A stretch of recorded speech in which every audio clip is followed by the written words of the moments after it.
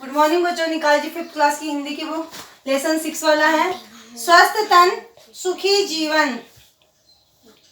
120 page number तो complete हो गया था। 121 पेज नंबर निकाल लीजिए। इसमें देखिए नीचे दिए गए चित्र में बालक और बालिका क्या कर रहे हैं, अपने विचार अभ्यास पुस्तिका में लिखिए। तो पहले में बच्चा क्या कर रहा है, अपनी गंदगी को साफ कर रहा है। कैसे कर रहा है, इसमें बालक शरीर की गंदगी साफ करने के लिए तौलिए से अपना शरीर रगड़कर साफ कर रहा है। शरीर पर पसीने की बूंदें मिट्टी के कणों के साथ मिलकर मैल की परत जमा देती है, जिसे साफ करना आवश्यक होता है। जब बच्चे बाहर से खेल कर आते हैं, बाहर से घूम कर आते हैं, तब क्या करते हैं, पसीने में भीग जाते हैं। तो आते ही उन्हें क्या करना चाहिए, किसी टॉवल से अपने शरीर को साफ करना चाहिए। जो मिट्टी वगैरह जम रही है उसको पोंछना चाहिए। दूसरे में क्या कर रहा है, वह स्नान कर रही है, नहा रही है। दूसरे में है, इसमें एक बालिका स्नान कर रही है। बालिका पानी के फुहारे से खूब अच्छी तरह स्नान कर रही है।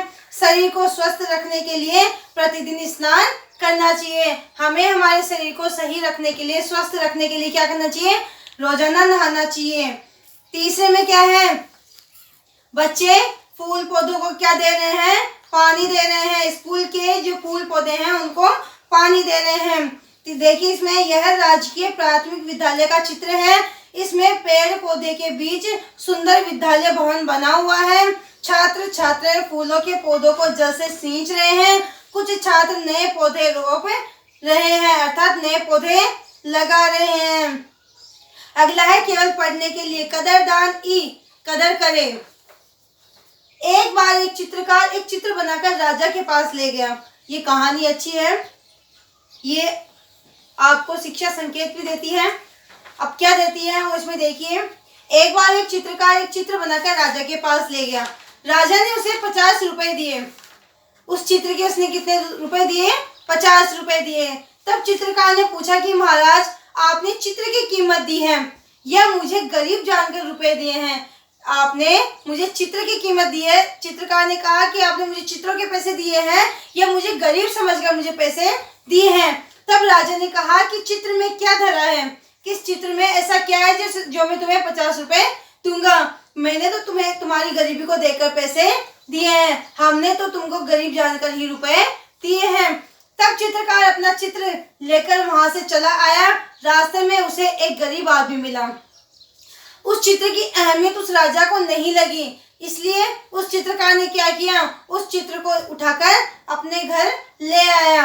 रास्ते में जब वह आ रहा था उस समय उसे एक गरीब व्यक्ति मिला। उसने चित्र देखा तो वाह कर उठा। जब उस गरीब आदमी ने उस चित्र को देखा तो कहा, वाह बहुत सुंदर चित्र है। उसने कहा कि इस चित्र की कीमत 10,000 रुपए भी कम है। अब वह गरीब आदमी क्या कह रहा है कि इसकी कीमत तो 10,000 रुपए से भी कम है, 10,000 रुपए भी क्या है, कम है। तब चित्रकार ने पूछा कि भला ऐसी इसमें क्या बात है? अब उस आदमी से पूछ रहा है चित्रकार कि इस चित्र में ऐसी क्या है? तब वह बोला कि इस चित्र में एक गुजरी सिर पर पानी का घड़ा लिए जा रही है। उसके पैर में कांटा लग गया है, सो उसके दर्द से उसकी नाक में बल पड़ गया है। जब पाँव में कांटा चुभता है तब दर्द होता है, तो हमारी नाक पे सलवट पड़ जाती है। तो उसके लिए बताया है कि पानी का घड़ा ले जा रही है गुजरी और क्या कर रही है, उसके पाँव में कांटा चुभ रहा है, जिससे उसकी नाक में दर्द के कारण सलवट पड़ चुकी है, बल पड़ चुका है। वह दांतों से होठों को दबाए चित्कार करती सी चली जा रही है। मतलब उसे जब दर्द हो रहा है, उसे चला नहीं जा रहा है, फिर भी वह चल रही है दर्द सहन करती हुई। पीड़ा के कारण इसके रोम रोम में बल पड़ा हुआ है। उस दर्द के कारण, उस कांटा जब कांटा चुभा था उस दर्द के कारण पूरे शरीर में, पूरा शरीर रोम रोम में बल पड़ चुका है। पूरे शरीर में क्या हो चुके हैं, दर्द महसूस हो रहा है। बस इसी बात पर मैं रीझ गया हूँ। बस ये सब चीजें देखकर इस चित्र में ये देखा कि गुजरी पानी ले जा रही है, पाँव में कांटा चुभ गया है, दर्द से नाक में बल पड़ चुका है, उसके रोम रोम में बल पड़ चुका है। बस यही देखकर मैं इस पर रीझ गया हूँ, अर्थात मैं इस पर प्रसन्न हो चुका हूँ, मुझे ये बहुत पसंद है। चित्रकार उसकी कद्रदानी पर बहुत खुश हुआ। चित्रकार जब उसके बारे में सुना कि इस चित्र के अंदर ऐसा क्या है, तब उसने व्याख्या की कि इस चित्र के अंदर ऐसा है, तो वह उसके ऊपर खुश हो गया। उस आदमी के पास सिर्फ 1 ही रुपया था। उस गरीब आदमी के पास केवल 1 रुपया था। चित्रकार ने चित्र की कीमत स्वरूप ले लिया और संतुष्ट होकर चला गया। चित्रकार को संतुष्टि हुई कि हाँ, यह चित्र एक बोलने वाला चित्र है, यह बहुत सुंदर चित्र है। मतलब जो कदरदान है, जो चित्रकार है, जो कलाकार है, उनकी कलाएं ऐसे ही नहीं बनी हुई होती है, उसमें बहुत कुछ राज छिपा होता है। जो उस चित्र को समझ लेता है वही उस चित्र को रख सकता है, वही उस चीज को महसूस कर सकता है, वही उसकी कदर कर सकता है। इस तरह से इस लेसन में बताया गया है कि जो कलाकार होते हैं, जिस तरह से जिस रूप को देखकर वह उस चित्र को बनाते हैं, जो कलाएं दिखाते हैं, वह उनका अनुभव बोलता है, उनकी सोच बोलती है, उनकी हमें कदर करनी चाहिए।